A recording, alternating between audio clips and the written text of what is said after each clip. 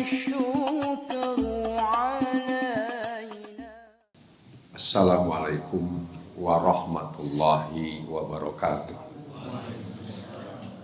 Bismillah walhamdulillah wassalatu wassalamu ala rasulillah Sayyidina Muhammad ibn Abdillah wa ala alihi wa sahbihi wa man tabi'ahu nasarahu wa wala hawla wa la quwwata illa billah amma ba'du. Rabbi israh li sadri wa yassir li amri wa hlul 'uqdatam min lisani yafqahu qawli. Rabbi zidni ilman ajma'in. Shadaqallahul azim wa shadaqa rasulul habibul karim. Wa nahnu ala dzalika minasyahidin wa syakirin walhamdulillahi alamin. Ibu-ibu hadirat, bapak-bapak hadirin jamaah Masjid Al-Ikhlas yang dimuliakan oleh Allah Subhanahu wa taala, terutama yang terhormat Ketua DKM Masjid Al-Ikhlas Pak Andi yang baru saja memberikan pengantar, memberikan informasi terkait aktivitas dan cita-cita ideal dari masjid yang kita cintai ini. Semoga kita semuanya mendapatkan jiwa istiqomah untuk memakmurkan masjid ini, sehingga kita menjadi orang-orang yang dicintai oleh Allah dan mencintai Allah. Salawat dan salam kita sanjungkan kepada junjungan kita Nabi besar Muhammad SAW serta keluarga, sahabat-sahabat dan para pengikutnya yang insya Allah kita termasuk di antaranya. Salah satu kebutuhan manusia selain yang namanya kebutuhan jasmani, yang paling fundamental adalah kebutuhan rohani. Untuk kebutuhan jasmani, manusia tanpa diajari, tanpa dididik secara naluri, pasti manusia akan berusaha memenuhi kebutuhan jasmani. Orang haus pasti cari minum, orang lapar pasti cari makan, orang ngantuk pasti cari posisi tidur. Ya, orang birahinya sudah nggak tahan, pasti cari pasangan. Itu namanya kebutuhan biologis. Ya. Tetapi karena manusia juga sebagai makhluk rohani, maka manusia memiliki kebutuhan spiritual. Dan kebutuhan spiritual itu manusia tidak sadar bahwa ada satu kebutuhan spiritual yang harus dipenuhi. Ternyata dalam perspektif Imam Ar-Razi atau dikenal dengan Fakhruddin Ar-Razi, yang dalam tafsirnya yang disebut dengan tafsir Mafatihul Ghaib, kunci-kunci kegaiban, atau juga dikenal dengan tafsir Al-Kabir. Di dalam surat Al-Fatihah, kenapa surat Al-Fatihah itu menjadi salah satu rukun qauliyah sholat? Karena dalam surat Al-Fatihah itu ada 5 kebutuhan spiritual manusia. Ya. Dari mulai iyyaka na'budu wa iyyaka nasta'in ihdinas siratal mustaqim siratal ladzina an'amta 'alaihim ghairil maghdubi 'alaihim waladdallin. Kebutuhan manusia yang pertama, iyyaka na'budu, hanya kepadamu ya Allah kami mengabdikan diri. Dalam bahasa sehari-hari kami menyembah. Ini adalah kebutuhan hubungan manusia sebagai abid dan Allah sebagai ma'bud.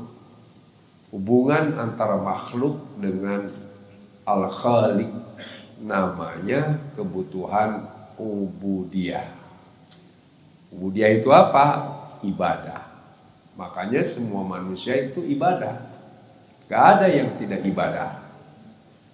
Cuma ada ibadah kepada benda, ada ibadah kepada atasan, ada menyembah kepada harta, kepada posisi, kepada kedudukan, pada popularitas, dan lain sebagainya. Karena itu Allah Subhanahu wa Ta'ala menggiring fitrah manusia yang punya kebutuhan spiritual itu. Allah menegaskan dalam surat Az-Zariyat ayat 56, "Wa ma khalaqtul jinna wal insa illa liya'buduni." Tidaklah aku ciptakan jin dan manusia kecuali untuk mengabdikan diri kepadaku. Bagaimana cara mengabdikan diri kepada Allah, khususnya menyembah Allah? Allah memberikan tutorial langsung.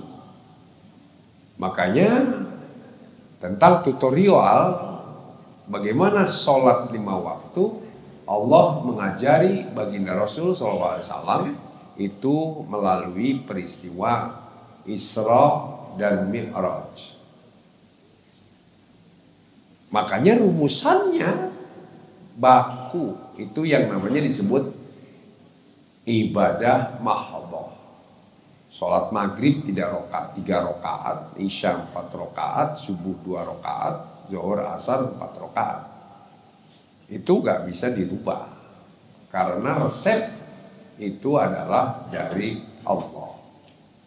La tasjudu lisyamsi wala lil qamar wasjudu lillahi alladzi khalaqahunna in kuntum iyyahu ta'budun. Jangan kalian manusia itu menyembah matahari ataupun menyembah bulan, jangan menyembah pohon, jangan menyembah makhluk apapun, ya.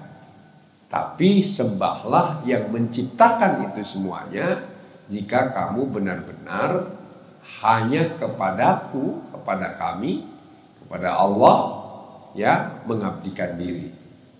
Makanya Islam itu punya perekat yang satu sama lain tanpa pernah ketemu.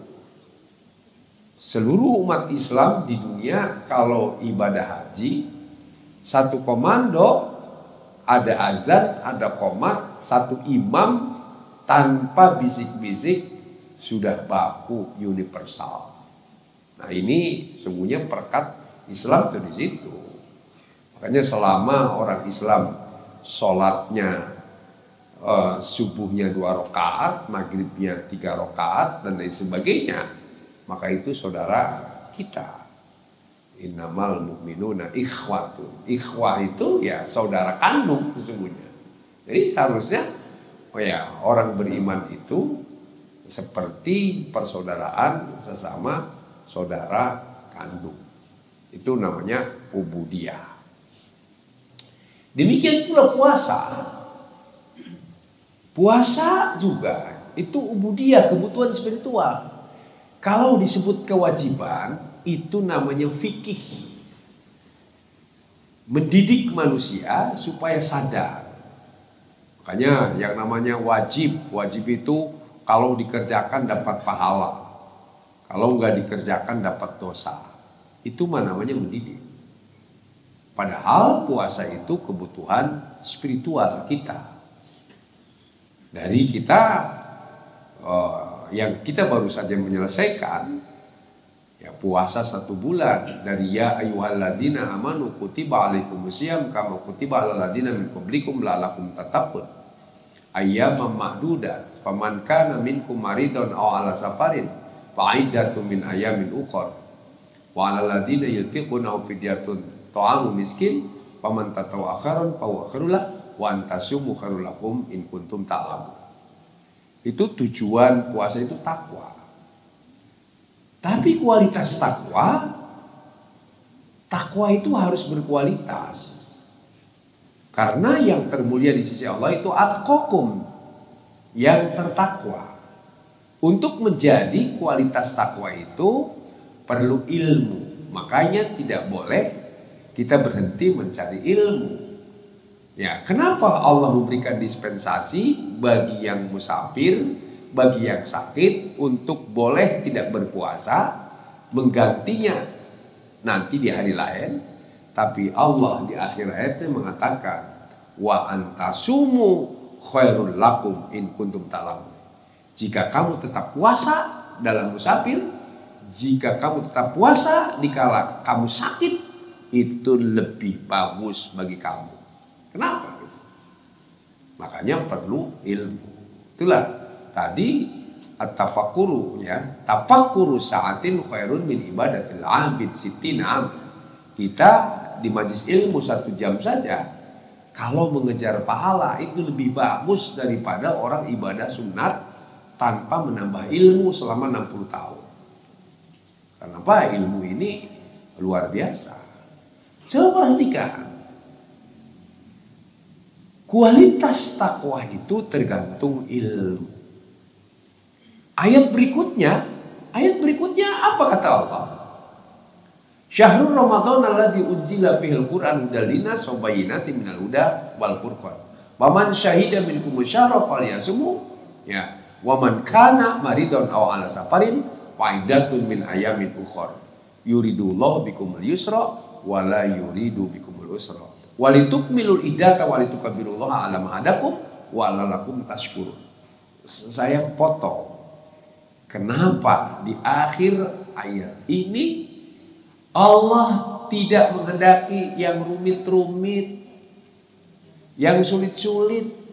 Allah menghendaki yang mudah-mudah. Ya, karena itu dikala ada perselisihan walitukmilul iddata walitukabbirullaha ala ma hadakum. Ya, itu kalau dengan ilmu selesai. Dengan ilmu, ya, umpamanya ada perbedaan jumlah, kok ada yang 29 hari, ada yang 30 hari puasa. Kalau pakai ilmu enteng. Ya, karena Nabi menyatakan yang namanya bulan Ramadan itu, ya, baina tis'ah wa isrin wa baina thalasi, antara 29 hari atau 30 hari. Tidak mungkin pernah terjadi puasa Ramadan cuma 28 hari dan haram hukumnya kalau puasa Ramadan 31 hari. Karena hari ke-31-nya itu sudah Aid. Begitu cara anunya. Makanya kualitas takwa ditentukan oleh ilmu. Orang yang berilmu pasti selalu bersyukur. La'allakum tashkurun. Kuncinya ilmu. Sementara ilmu yang dimiliki oleh manusia itu, ya, wa ma utituhu minal ilmi illa qalila. Tidaklah aku kasih kamu ilmu itu, sehebat apapun ilmu, itu hanya sedikit saja. Jangankan kita manusia biasa, Nabi itu ilmunya terbatas. Nabi loh. Tapi Nabi disebut dengan apa namanya? Danau ilmu. Lautan ilmu yang tidak terbatas itu hanya Allah. Allah lautan ilmu yang tidak terbatas. Kulau kanal bahu midada li kalimati rabbi lanafidal bahu qabla an tanfadza kalimatu rabbi walau jikna bimislihi madada. Katakanlah ya Muhammad, kalau sekiranya lautan itu dijadikan tinta untuk menuliskan ilmu Allah, kalimat-kalimat Allah, firman Allah, habis satu lautan itu tintanya, ditambah satu lautan lagi, ilmu Allahnya nggak habis. Lautan tinta yang kedua habis juga. Bahkan ada yang lebih ekstrim. Walau annama fil ardi min syajaratin aqlam wal bahru yamuduhu min ba'di sab'atu amurin ma nafida kalimatullah. Kalau sekiranya semua ranting yang ada di seluruh planet dijadikan pena, lautan dijadikan tinta, ya, untuk menuliskan ilmu Allah, habis tuh. Ditambah 7 lautan lagi, habis 7 lautan tinta. Itu yang disebut ilmu.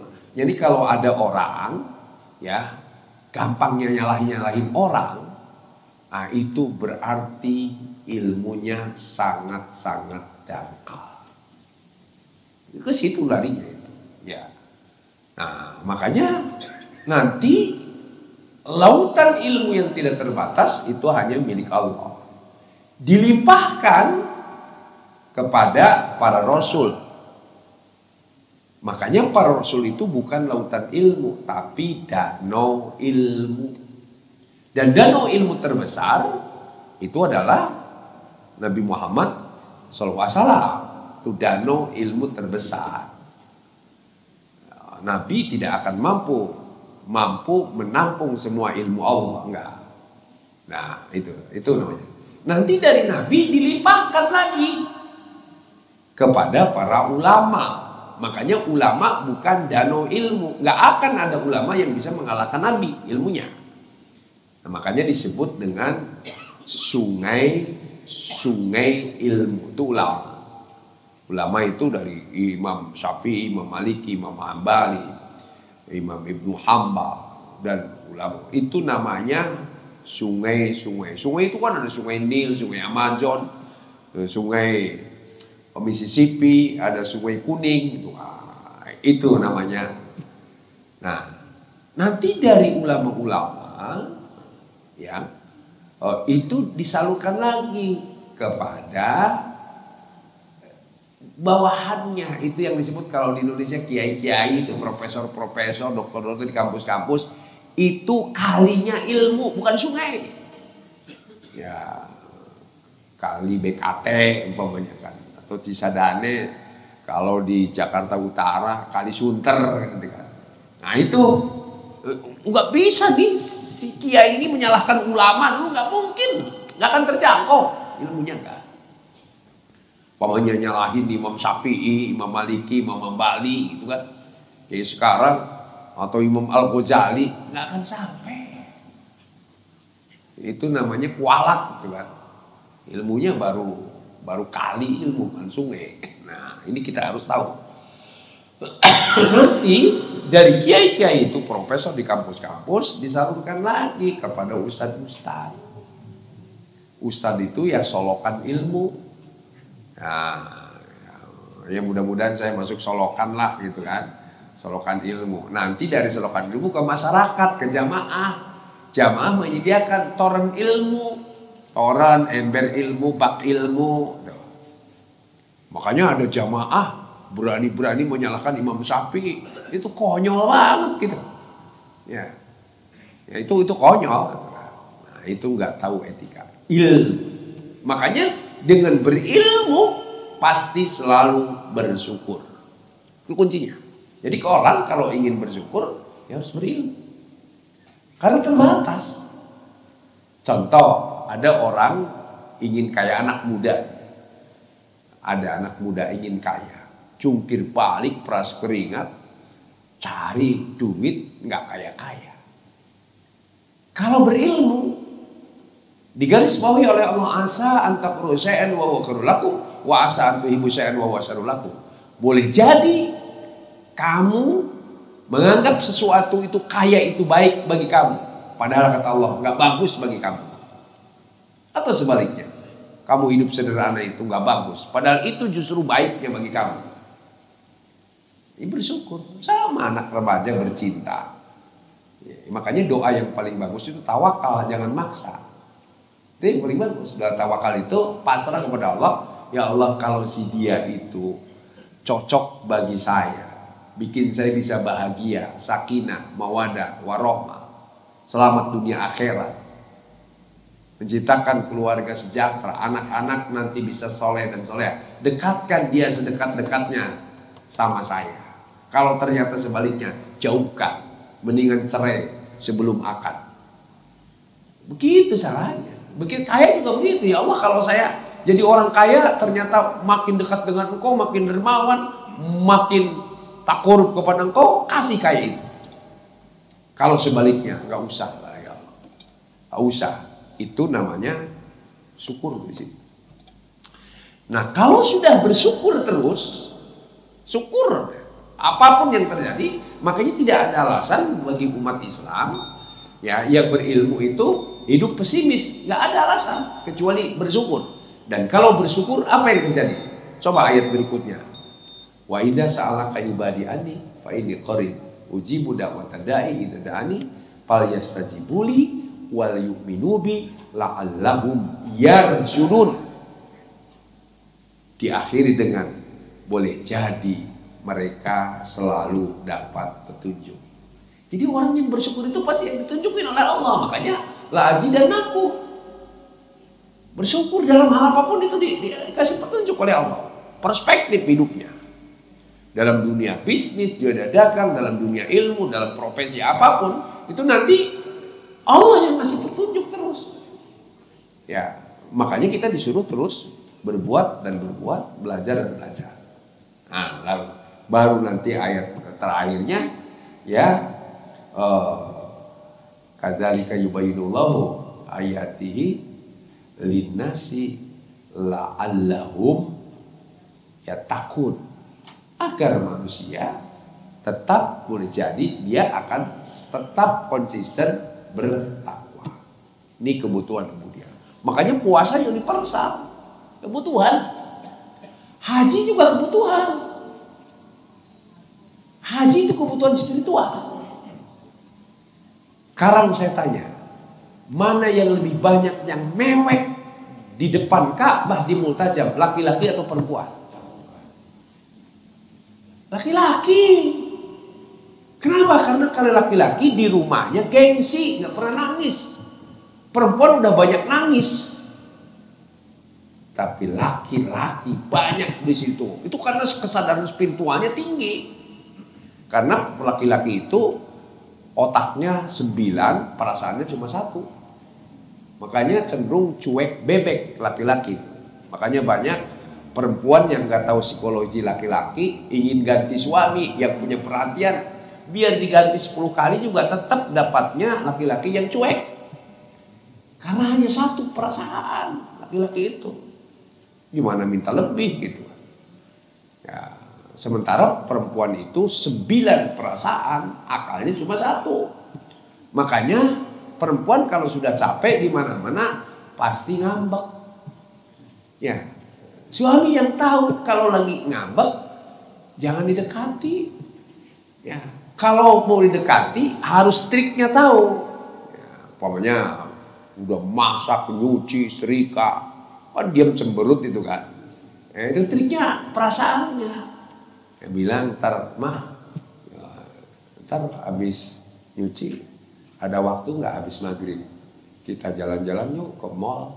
Ya, kita cari makan yang enak. Nah, itu kira-kira ngambeknya terus nggak tuh? Nggak berhenti itu. Itu triknya, itu perasaan. Makanya lita'arofu, dan pintu surga yang pertama itu babul ma'rifah, pintu pemahaman. Wa anshiruhunna bil ma'ruf, pintu pemahaman. Pintu surga itu pemahaman. Makanya dalam keluarga kalau ingin bahagia, wa anshiruhunna bil ma'ruf.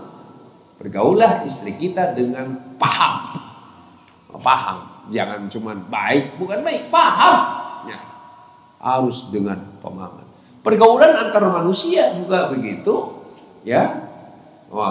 Lita'arofu, untuk saling paham, saling mengenal. Bukan sekedar kenal doang, tidak. Ya, karena kenal yang mendalam itu namanya, orang yang kenal dalam disebut arif. Kalau mendalam arif, makanya orang arif pahamnya mendalam, makanya disebut orang bijak. Nah, itu kalau kita ingin paham haji itu bukan sekedar ritual yang begitu-gitu aja, enggak. Itu filosofis kehidupan. Makanya puncak daripada haji apa? Arafah. Arafah itu apa? Paham.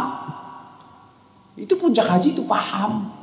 Paham eksistensi kita, bahwa kita disuruh merenung, wukuf, menung. Dalam rangka apa? Dalam rangka kita paham. Kalau sudah paham, nanti ke Masy'aril Haram, syuur, tempat sadar. Kalau orang udah sadar, baru di situ. Sehingga ada kosan kalau sadar terpuncak itu minha khalaqnakum wa fiha nu'idukum. Awal kita dari tanah, pasti kita akan kembali kepada tanah. Ini kebutuhan ubudiyah. termasuk zakat. Ya, jadi ini baru saya bahas satu aja. Ya, padahal saya terangkan ini masih ada waktu nggak? Masih 6 menit lagi. Ya, ini yang kedua saya cut tadi kan, itu namanya ubudiyah. Yang kedua kebutuhan, iyyaka nasta'in, hanya kepadamu ya Allah kami minta pertolongan. Namanya isti'anah. Manusia itu butuh pertolongan. Jadi kita ini butuh pertolongan. Tidak ada satu manusia yang tidak butuh pertolongan. Coba pertolongan. Cuma Allah ngebimbing kita nih. Pamannya surat Al-Baqarah menyatakan, ya ayyuhalladzina amanu ista'inu bisabri wa shalah innallaha ma'as-sabirin. Ayo orang-orang yang beriman, mintalah kalian pertolongan kepada Allah dengan mendirikan sholat, dengan ketabahan, dengan kesabaran, dan mendirikan sholat. Sholat itu apa? Sholat itu satu doa, ya. Makanya kaitan dengan zakat, khudz min amwalihim shadaqatan tutahhiruhum wa tuzakkihim biha. Ya. Inna sholataka sakanun, sesungguhnya sholatmu itu menenteramkan mereka. Itu artinya doa, sholat itu doa. Jadi kalau kita ingin minta pertolongan kepada Allah, banyak-banyak berdoa. Jadi kita harus banyak berdoa. Makanya Allah, ya ud'uni, doalah kepadaku, astajib lakum, nanti akan aku kabulkan doa kamu. Tapi supaya doanya diterima oleh Allah, dikabulkan, kita harus serius. Serius itu harus maksa. Makanya doa itu bukan baca, tapi doa itu bahasa hati. Itu kalau yang keluar dari lisan itu mah redaksi, tapi yang diminta di sini doa. Astajib lakum, minta pertolongan. Sementara Allah tahu manusia itu wa kanal insanu ajula. Manusia diciptakan oleh Allah dalam posisi tergesa-gesa, enggak sabar. Ini yang dimanfaatkan oleh paranormal, ini yang dimanfaatkan oleh para dukun. Nah, kita harus tahu itu nih. Dukun itu memanfaatkan kelemahan manusia, karena ada manusia yang minta pertolongan bukan kepada Allah, kepada dukun, kepada paranormal. Ini ya, padahal dukun itu memanfaatkan hal-hal yang global, nanti dispesifikasi. Umpamanya kalau ada laki-laki ganteng datang, nah, ini urusannya kalau nggak bisnis, karir, kalau nggak karir, perempuan. Ketiga itu, paling itu. Ntar ditebak, kamu, ya apa namanya? Kenapa kamu? Cinta kamu bertepuk sebelah tangan gitu kan. Itu langsung berkesimpulan begitu tuh. Itu langsung hebat nih dukun katanya kan. Ya, padahal itu memanfaatkan situasi saja. Enggak. Makanya kebutuhan kita tidak boleh kita lepas minta pertolongan. Sehingga dalam dunia tasawuf ada yang namanya thariqah. Ya, kesuksesan hidup ini kuncinya 4. Sukses hidup, kalau kamu, ya siapapun ingin sukses hidup, 4 kuncinya. 1, ya, yakin. Ini yang disebut dengan hakikat. Hakikat itu mengajarkan keyakinan. Yakin apa? Di Lauh Mahfud itu sesuai dengan cita-cita kita tuh. Ya, ma asaba min musibatin fil ardi wala fi anfusikum illa fi kitabin min qabli an nabra'ah. Tidaklah sesuatu musibah yang menimpa diri kita ataupun menimpa di bumi ini termasuk diri kita kecuali di Lauh Mahfudnya sudah ada. Jadi merintis apapun, umpamanya kita mahasiswa, kita yakin saya sarjana. Begitu yakin bahwa di Lumapun itu kita sarjana gitu. Kalau kita mau calon bupati, begitu calon yang bupati itu saya di Lumapun. Yang presiden juga begitu. Yakin, dagang bahwa dagang saya berhasil. Itu namanya wilayah hakikat, keyakinan.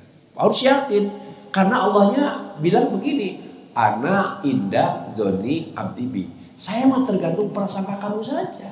Makanya kita harus optimis. Hidup itu optimis. Makanya mina itu artinya optimis. Mina itu artinya optimis. Satu. Yang kedua, marifat.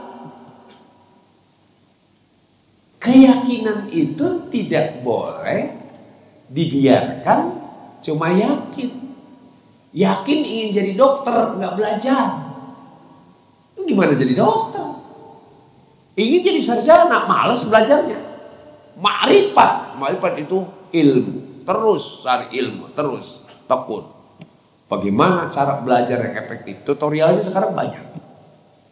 Pamannya kalau urusan yakin saya bisa hafal Al-Quran. Yakin itu. Nah, nanti kemudian terus kita bagaimana metode menghafal Al-Quran.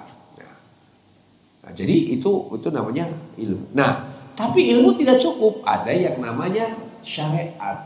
Syariat itu jalan lahiriah. Orang dagang optimis saya berhasil. Ilmunya terus ditingkatkan. Nanti kalau nggak laku jangan nyalahin orang. Mungkin syariatnya kurang, ilmunya kurang. Kan banyak kan yang bersaing itu langsung nuduh. Oh, ini yang samping berdukun dia katanya. Berdukun. Padahal nggak begitu. Harus introspeksi. Apa yang kurang di dalam diri kita? Syariatnya, ilmunya, marifatnya. Nah, syariat pun itu jalan lahiriah. Tidak cukup. Ada yang namanya tariqah, jalan batiniah. Ya, kita doa, kita tahajud, kita qiyamul lail, kita bermunajat, kita puasa Senin Kamis, itu namanya tariqah.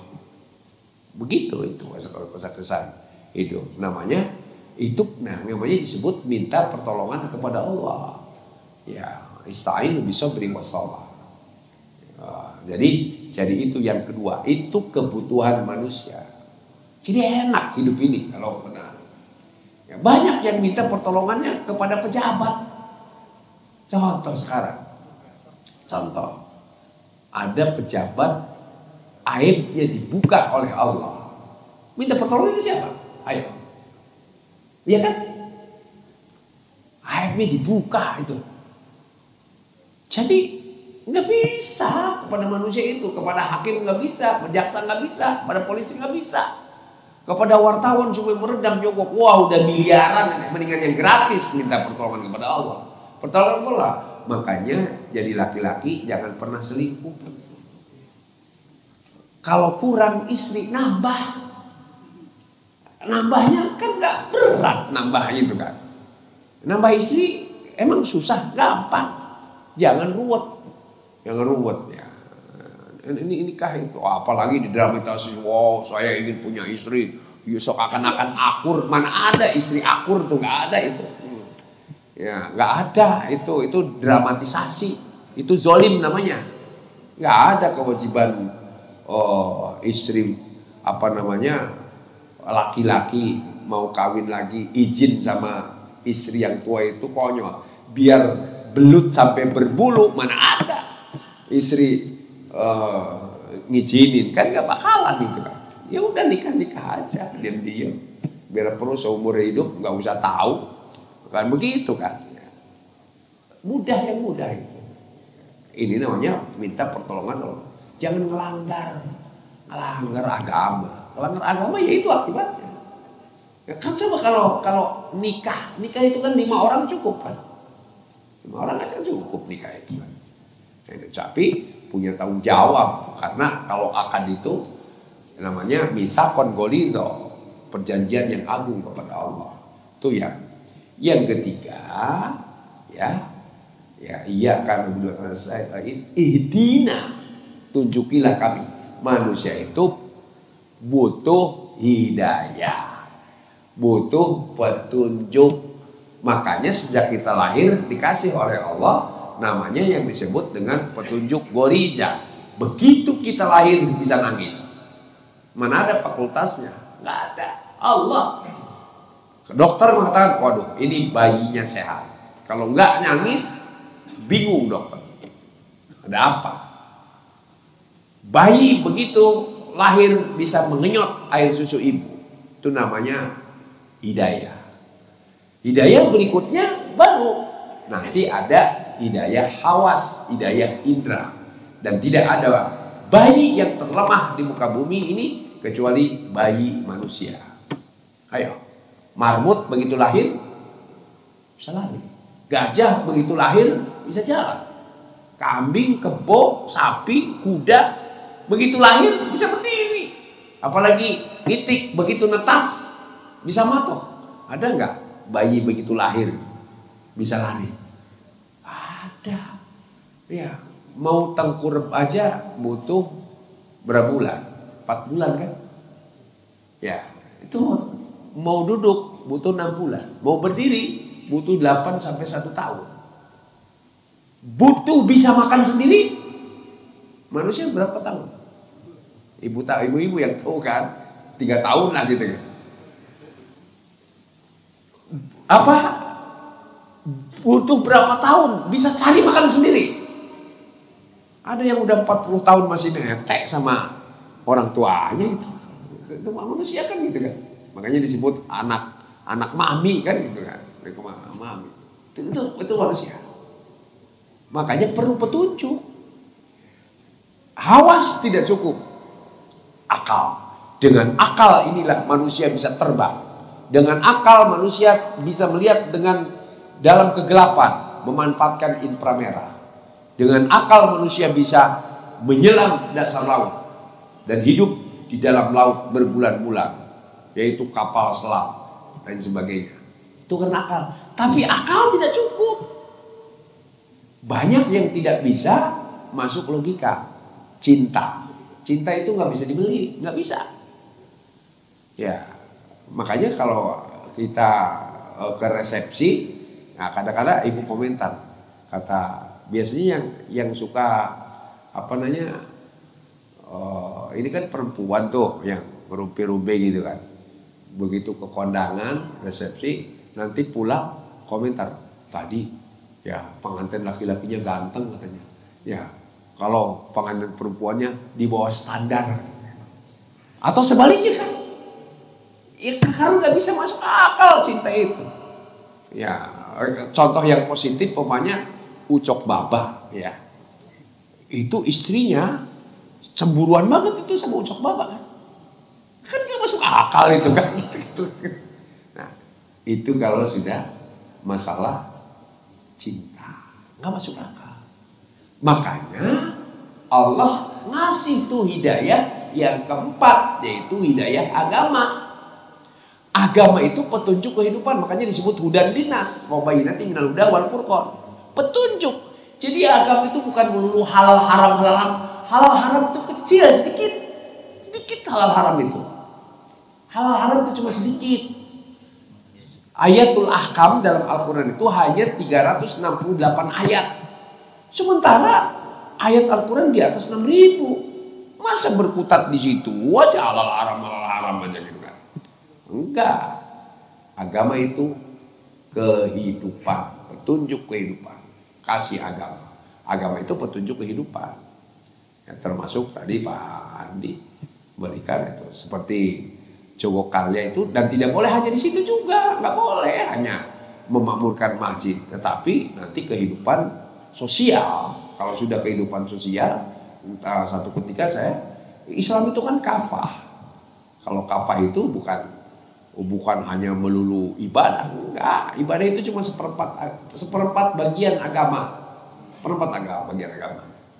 Nah ini namanya ini. Nanti saya persingkat ya supaya tuntas. Yang keempat, ya, siratal mustaqim, tolabul istiqomah.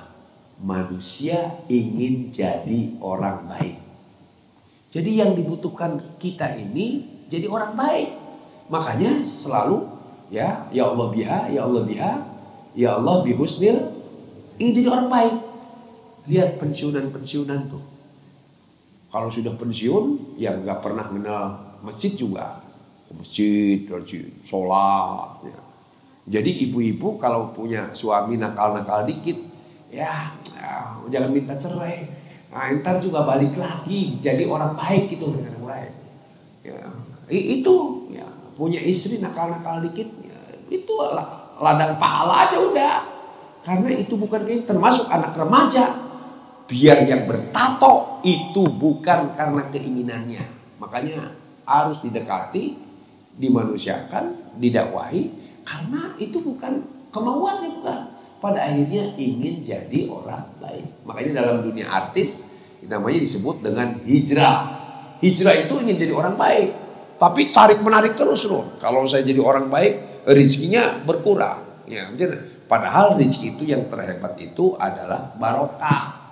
Kalau barokah, berapapun itu akan memberikan value yang tinggi. Tapi kalau nggak berkah, biar triliunan, nggak ada artinya tuh duit, nggak ada. Nah itu di situ. Namanya itu ingin jadi orang baik. Jadi kalau kita mendekati orang brengsek, mendakwahi itu mempercepat orang itu menjadi baik. Nah itu pentingnya dakwah dunia pendidikan. Dan yang kelima, ya. Ihdinas siratal mustaqim siratal ladzina an'amta 'alaihim. Talabun nikmah. Manusia itu hidup butuh tenang, bukan senang. Kalau senang itu basyariah. Kalau tenang itu spiritual. Mana kita pilih? Senang atau tenang? Tenang. Makanya orang cari kesenangan ke diskotik itu cari senang. Minum-minum mabok-mabok itu cari senang. Nonton rekreasi kemana-mana itu cari senang. Ya, tapi masuk ke masjid kita tadarus, kita belajar, kita iktikaf, itu tenang.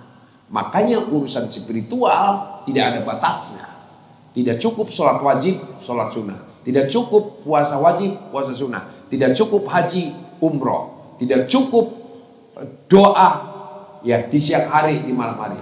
Semakin tenang, semakin tenang. Tapi kalau urusan basaria, semakin cari kesenangan, semakin justru nggak jelas. Makan ya terus menerus juga bikin penyakit. Saya kira ini 5 poin ini yang dapat sampaikan. Mudah-mudahan ada hikmah dan manfaatnya. Terima kasih. Walaupun minkum, Allahumma fiq ila qawmit thariq. Wassalamualaikum warahmatullahi wabarakatuh.